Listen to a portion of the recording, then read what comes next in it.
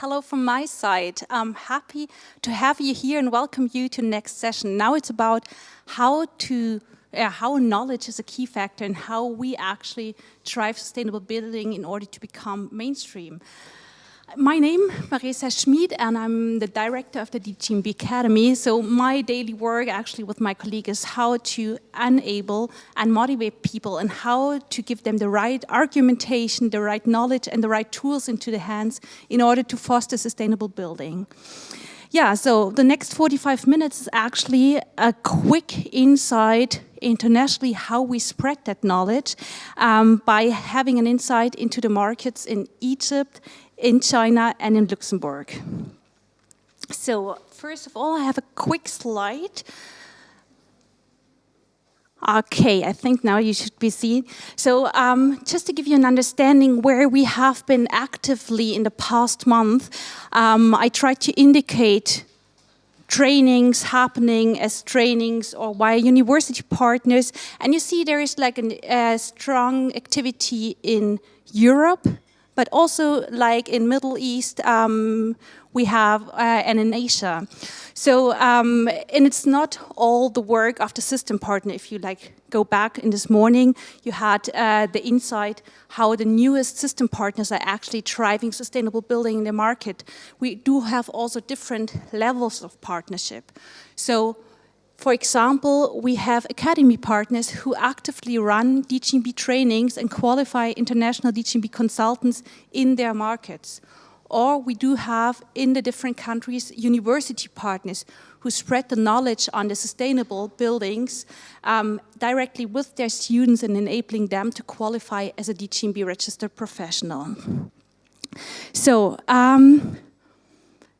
having like a background how this is done, I would like to do a quick deep dive into 3 different markets, and I'm really, really happy to have you here.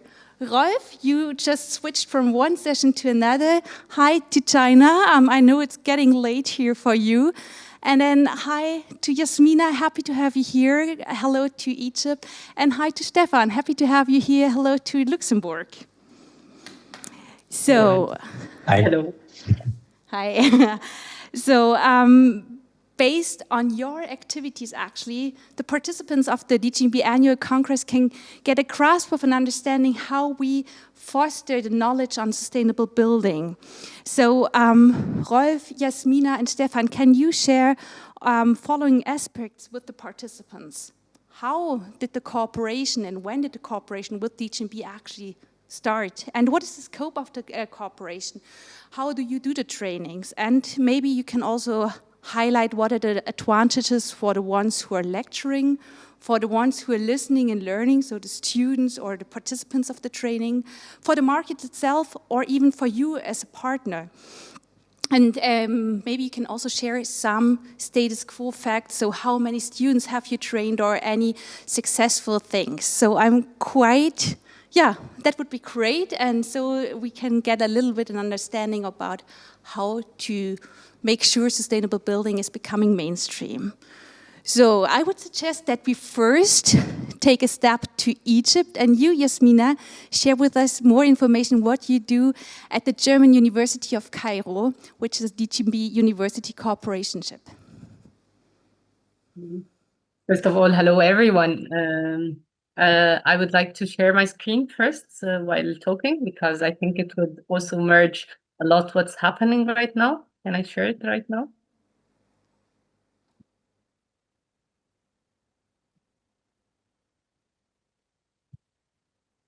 Yep. Is it shared? Can you see my screen? Yes, we do see it. Yeah, and you hear me fine. Yeah. First of all, hello everyone. Yani, it's a great honor to speak at the DGNB Annual Congress 2026, especially under this year theme, the knowledge as a key factor and how sustainable building is becoming a mainstream. Let me first introduce myself. I'm Dr. Yasmina Sarhan, an assistant professor in the German University in Cairo, where I lead the integration of the DGNB standards into our sustainable building curriculum. Sustainable building courses, different courses. Over the past 9 years, I had the privilege of working on the intersection of the academia and the professional certification, supporting the development of the next generation of the DGNB registered professional in Egypt. And today, I would like to share a story, not just about certification itself, but about responsibility.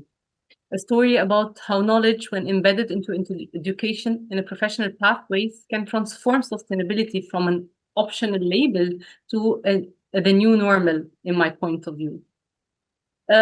We had this collaboration since like 9 years, and our work has focused on one central question: how do we move from teaching sustainability as a theory to embedding it as a professional responsibility?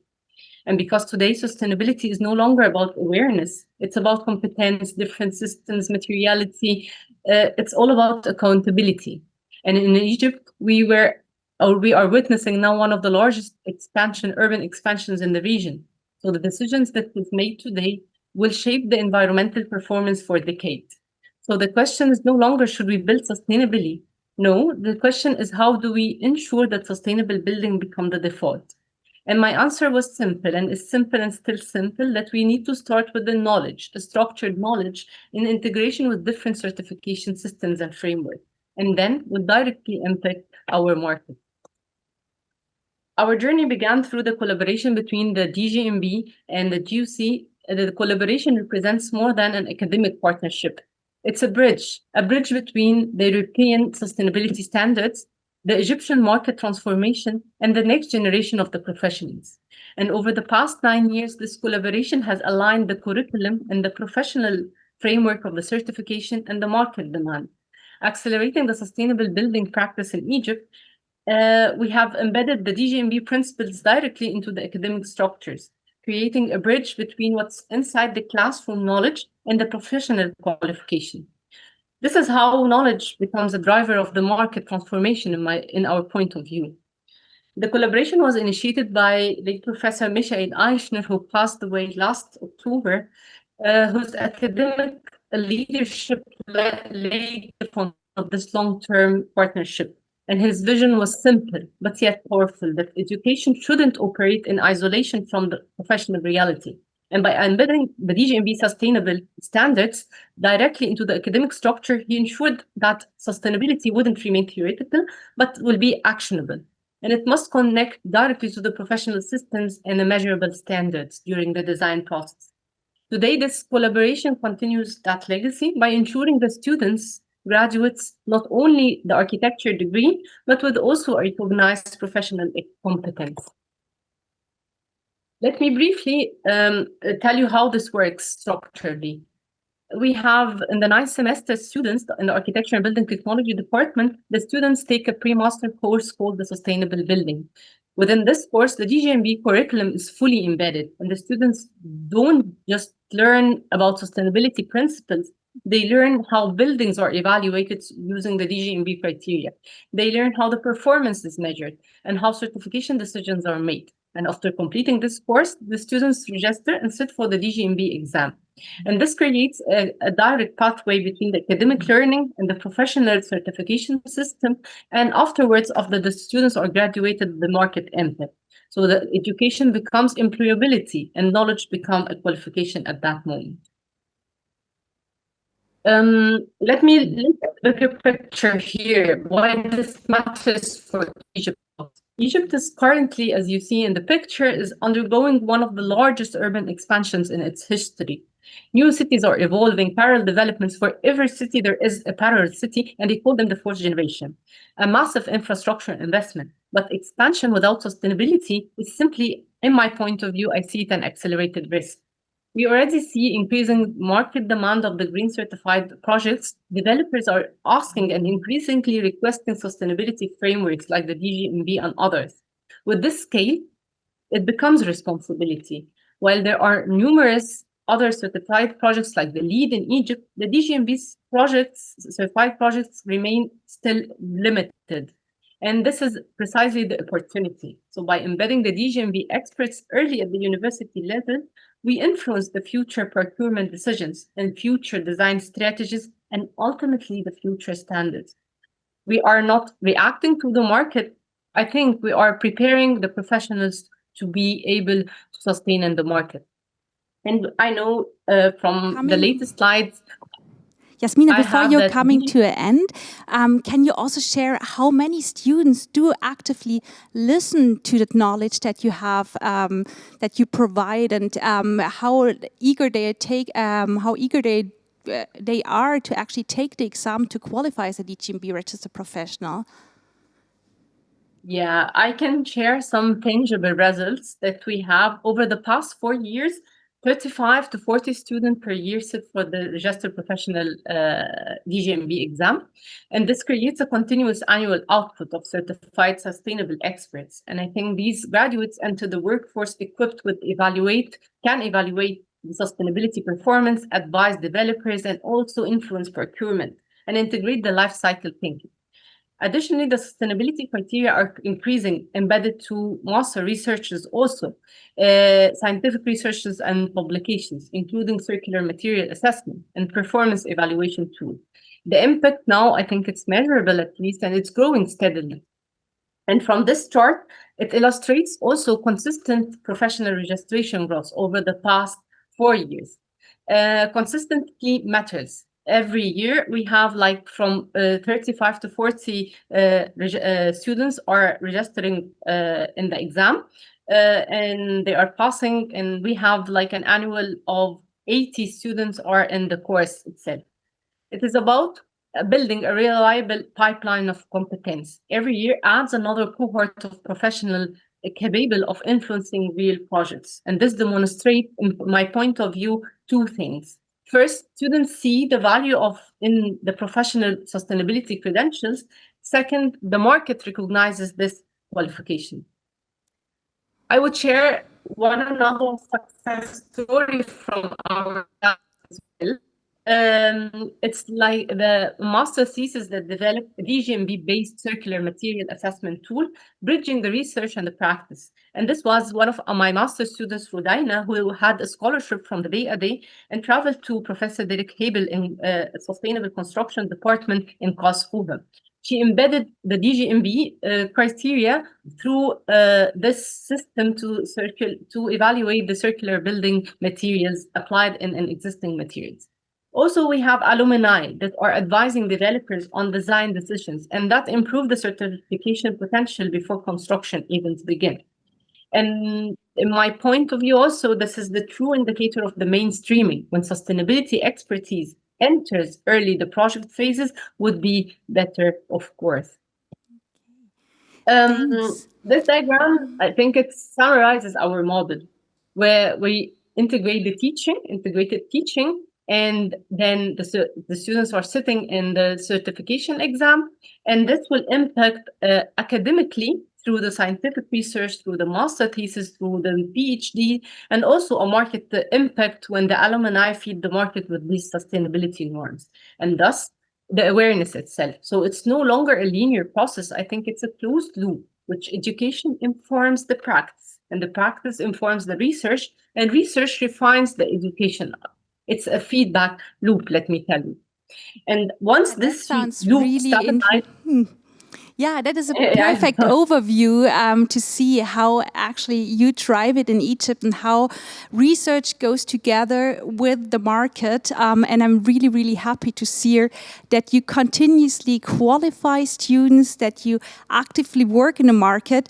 And you just shared with us, okay, here in Egypt, actually DGNB registered projects is really rare. And I know that you're working on this and that you have your first success stories, and I'm very, very proud, and I'm really curious to see how this continues. And thanks for sharing all that information. And I would like to now go together with you one more step, and then we step into Luxembourg. Stefan, you're now in a different market, and you have been hearing what Yasmina just shared with all of us here. How is the situation in Luxembourg? Since when do you have the cooperation, and what do you actually do in Luxembourg at the university with the students, and what success stories can you share? So thank you to be invited. I'm also very proud to be here. I can perhaps I introduce myself. I'm founder and managing director of the engineering firm E3 Consult. We have been active in the DGNB since the early days in 2009, very beginning. Right from the start, we were enthusiastic about the fact that sustainable construction became concrete through the DGNB system, meaning that there are a number of criteria that define sustainable construction in terms of social, ecological, and environmental quality. And this made sustainable construction measurable and improvable. We also realized from the very beginning that sustainable construction is very complex and that we can only achieve effective improvements in sustainability if all players in the construction sector are talking about the same concept of sustainability. That's why we had the vision very early on that the DGNB system is very well suited to teaching sustainable construction.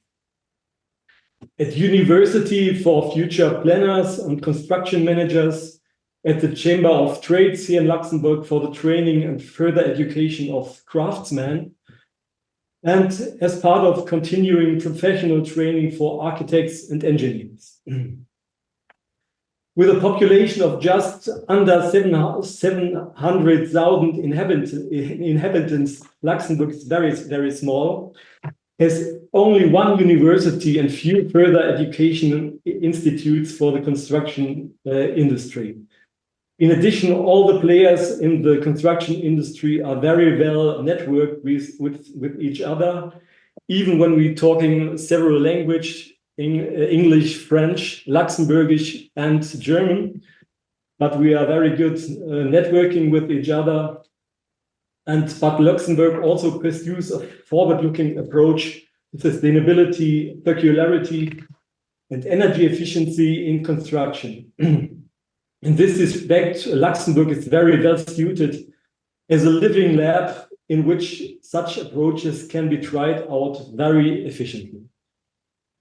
So first of all, I want to tell you a little bit about the cooperation with the University of Luxembourg and DGNB that we have since 2016, I believe.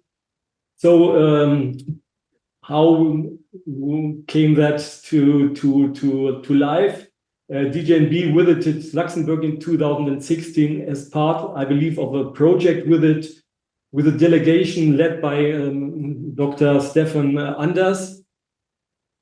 And as I had already clarified in advance that there was an interest in cooperation between DGNB and the University of Luxembourg, I established the contact between Stefan Anders and Professor Dr. Stefan Maas from the University of Luxembourg. And this contact ultimately led to that cooperation agreement between DGNB and the University of Luxembourg.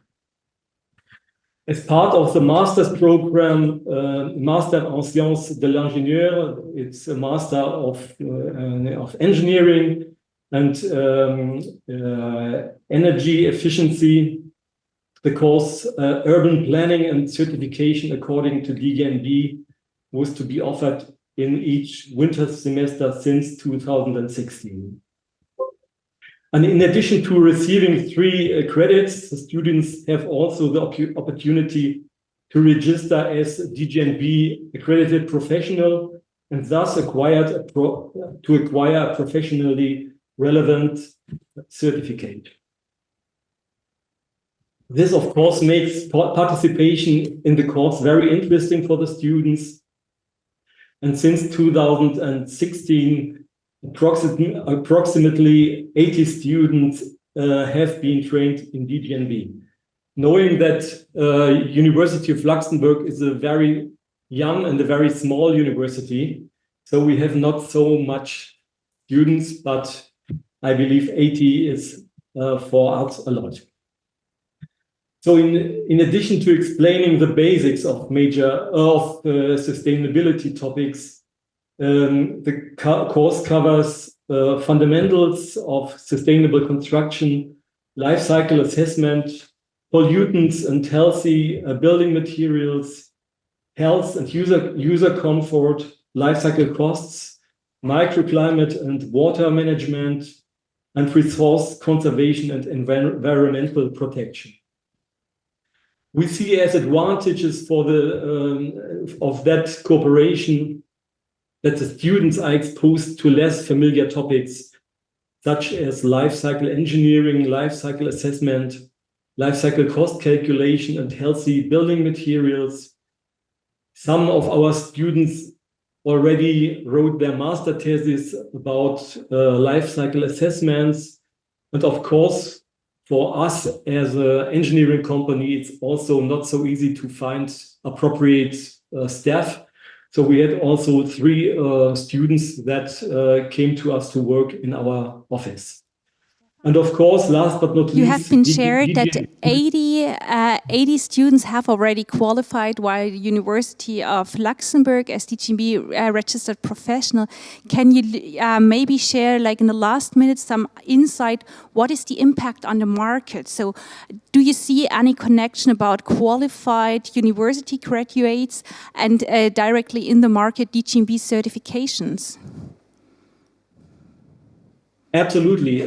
We have all the students that were not working for us. They work in the construction industry, in other consultants, in other consulting firms and construction firms. So of course the knowledge is there and can be used. And there are also a lot of companies, major companies, how the s.à.r.l, it's Deutsche Bahn in Luxembourg, who is working now also on DGNB system. That means there is a good advantage of this knowledge that exists now in the market. Thanks for sharing these insights from Luxembourg. We have been first seeing in Egypt the structure, how research and market goes together. And now we had a quick deep dive into the different topics that are actually talked, if we're talking about sustainable building, what we teach there in universities, which knowledge and which tools do we give the students into their hands. And now from 700,000 inhabitants, we go to a little bit bigger country. Rolf, we go to China, and you do not only work on a university level, you also do own trainings, and I would like to hand over the word to you and that you share about your activities that you are currently doing in China. Thank you very much, Maresa. Happy to share and happy to be here. Just quickly, as an introduction to myself, I'm an architect. I'm here in China for 20 years. I've also audited a lot of DGNB projects here in China since 2013 was the first one. And now since 2 years, also together with the academy and basically as a service provider here, we are engaging in training, and this includes the consultant training and the standard programs. But I think one of the key things is to make it adaptable to the local market at one point, and also with that to create elements that essentially work vertically all the way from students and training young professionals all the way to the C-level and decision makers. Because we have in China, that just as a background, and maybe if you were in the previous sessions, then you heard me talk about it already. So I'll try to make this short. But China is a country in which there is now a big strive for understanding sustainability not as a threat and a requirement, but actually very positively as an opportunity, and as an opportunity for value generation. This means to manage the complexity of building in a way to create synergies. And this is essentially what we need to instill then all the way from the bottom up to the higher levels, to essentially establish DGNB as this sort of toolbox that is used to generate better buildings, future-proof buildings, and pay onto the China climate targets, as well as creating real added value on the project-specific basis to the building owners. And that, of course, is an individual task. And that's why I would just like you to take through a little bit the different forms of trainings that we have and share a couple of slides. And I would start with the, can you see the slides? Not yet. I'll let you know once we see it. Now we see it. It's not yet in a presentation mode, but your slide is already shared. Perfect. Okay, there we go. So first, I would also a registered professional training at the university, Tongji University here in Shanghai, which is one of the two very, very big famous traditional schools of architecture and the urban environment engineering. So our training approach was to not just only to walk them through the theory, but also have them engage on an application side, on a practical level. And this was within a 3.5 hour charrette workshop on a weekend. And we didn't actually really know what to expect of this, to be honest. But I think the results were very, very positive, and this is definitely a format that we will also carry into the future. So you see here 16 participants, 4 groups of 4 people. They come from architecture, some engineering backgrounds. After the training, I'll really go into a little bit detail here so that you get a feel for how we were setting this up. We gave them the task to say, this is a 20-year-old office building in China, make it better. And make it better in a way so that you use the philosophy, the DNA of the DGNB system, try to look for win-win situations, try to identify synergies between technical approaches that then overlap into environmental qualities, into economic savings, and also into socio-cultural comfort, functional, communal aspects, and so on. And since I know students, I'm also teaching at Tongji once in a while as a guest. I know that especially architects, they tend to be much too much into details once you give them too much information. So we just basically provided 2 images and said, go. And this is one of the, I want to show you 2 approaches here because I think they also stand a little bit for how the market ticks. One is very technical, which you see here, and they've made a huge effort into coordinating all technical dimensions nearly in a sort of archigram type of approach from the 60s, a livable structure that can expand and that can grow. But it is driven to the level of integration where all the things plugged into each other have the idea of ventilation, of comfort, of growing food, of greenery, of biodiversity, all combined in a technical system that can grow and that can then evolve over time. I would think this is a very, well, of course, very well received and also a very technical approach, but nonetheless, very valuable. But this impressed us actually even more. And the idea here was that they said, we are creating a new skin to this building, and that skin is providing shade and is providing a new outdoor space. And that outdoor space can also be used by the local community next door.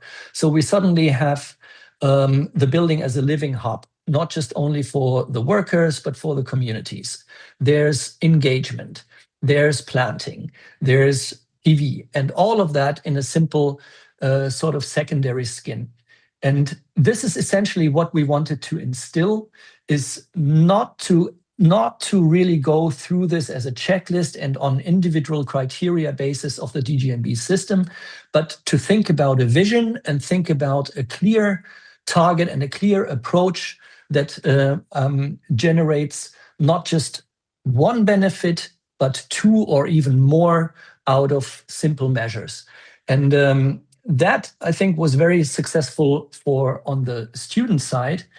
This is the first time that we did this in the last year. So this year, we are hopefully looking at repeating this, not just only at Tongji, but also at different universities that are interested across the country. And now I would like to scale this up a little bit, because the students are the ones that are coming now into the market, but they will not be the ones who are driving projects. What we then did also with Tongji University is to invite professionals into sharing and exploring what are the roadblocks of making sustainable projects fly. And here we had key representatives from GMP, from HPP, from Terao, from Dreso, from local companies in China, from green finance, all working together, trying to see what is the problem and how can we overcome those first steps. And one of the key findings here was that everybody's actually selling additional value as the key benefit for sustainable design, but at the same time, they are also identifying unclear value and unclear benefits as the primary roadblocks. So this is a little bit counterintuitive, because if you're selling value, then maybe there's a lack in communication, or maybe there's also a lack of clear definition of value is beyond just monetary terms. And that's, I think, also what gave us an idea of why we seem to be on the right track with that student workshop and that engagement in asking them to create a value vision that stretches from economic to environmental to socio-functional. And this is also something that we might take onto board into the Idea Labs next time. This is a project we are actually certifying just now, but the background of this is that this is done by China State Construction, the largest construction company in the world. And that's now the next level of training that we were doing. And this was training 80 people in-house for a week across different departments of their company in China, not just as DGNB consultants, but also to really apply DGNB deep dives and understand how to use them as technical tools for optimizing buildings, for generating data that is convincing also as benefits and as added value to clients, but also as a framework system to integrate processes that they already have in place and feed them into an overarching system that lets them combine activities from their various isolated departments and groups into a really synergistic structure and into a system that lets you map win-win situations. And finally, this is a project that is currently ongoing. And in this now, this is really the step into implementation in real-world scenarios. Is we are auditing this project, but at the same time, we are training people from that company as auditors on the job. And we also train them in deep dives to conduct their own energy models and things like this, because their company is also a design company. So they will have this as an added business model in the future. And that, I hope, gives you a little bit the idea of that, I said, vertical upward integration from students all the way up to management and into practical application. Thanks, Rolf. Yeah, super, super interesting which workshops you do at Tongji University and how you actually bring together university and actors from the markets in the different positions they're actually in. And maybe you can share two more informations about the DGNB consultant trainings that you're running. What is the response from the market? And you said the DGNB system can be used, for certification, but also enables companies to conduct or like to systematically optimize the building sustainability. Can you share there some more information how this works in China? Yeah, so we have at the one time, on the one hand, I would say we have the classic DGNB consultant trainings, and this is, I think last year we trained around 40 people or so, but I think the majority actually is more coming from direct project-related trainings. Like I said, the 80 people from China State Construction, but also now we are looking into urban regeneration partnerships, into rollouts where we have an industry park, for example, and future buildings to be certified by the management itself. And these in-house trainings, I think, are even more interesting because they have a direct application in front of them.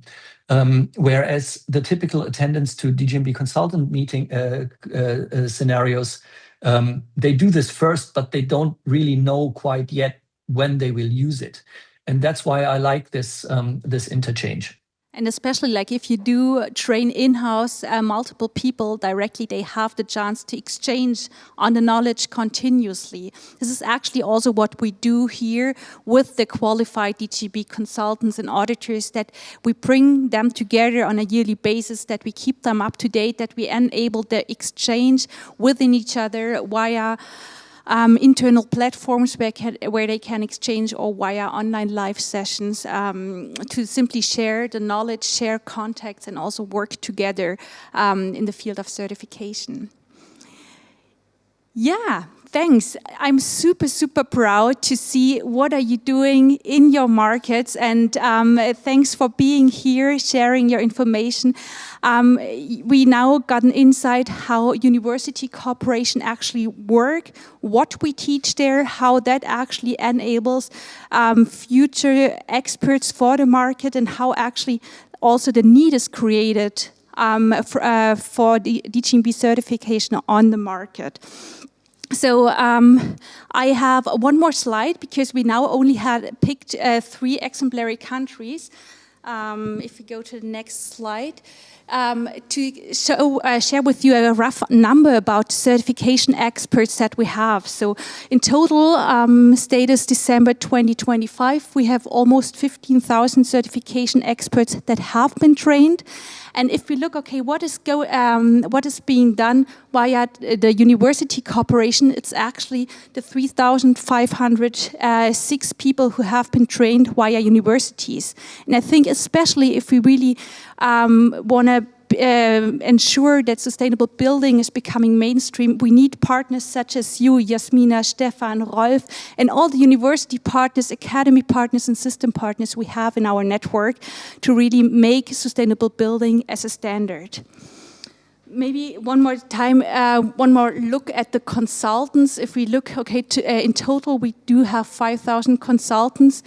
More than 1,500 actually are focused on an international basis. So also there, these people are strong multipliers on the knowledge of the DGNB system to optimize the building sustainability. Okay, so, and if you ask yourself now, okay, what is next? What can I actually do? I brought you 2 QR codes. One is actually, if you really want to learn more about the DGNB system, what we have talked now about how to optimize it and how to use it, you can you can look at the QR code, and then you get all the information about the consultant training and about the advantages of being qualified as an international DGNB consultant. And the other QR code actually leads you to more information about the university corporations. So you can have a look on the more than 100 cooperation partners, and also you find an overview which actually topics do we deliver to universities. It's not only about the basics of sustainability, it's also about LCA. So please feel free to check out, and I'm really curious and happy to see what is coming up next. So I'll take that chance now to thank you again, Yasmina, Stefan and Rolf. Great to have you here, and also great to see you as an international community here being active, and very looking forward to see how we foster that together to make sure that sustainable building is becoming mainstream.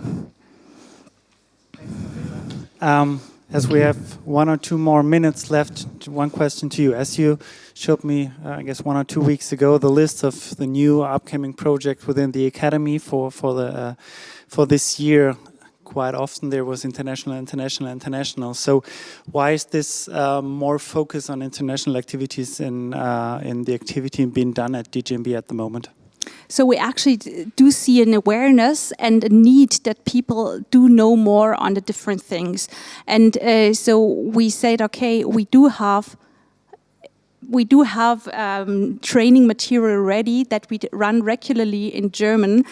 We do have partners worldwide who do this actively. And for example, if you look at life cycle assessment, that topic, everybody knows, okay, it's perfect to really calculate and to measure the impact on the environment of a building. But the how is actually still very critical, and we need especially these qualified persons. So as DGNB Academy, we see there the point that we can deliver to the market, that we train and qualify people there.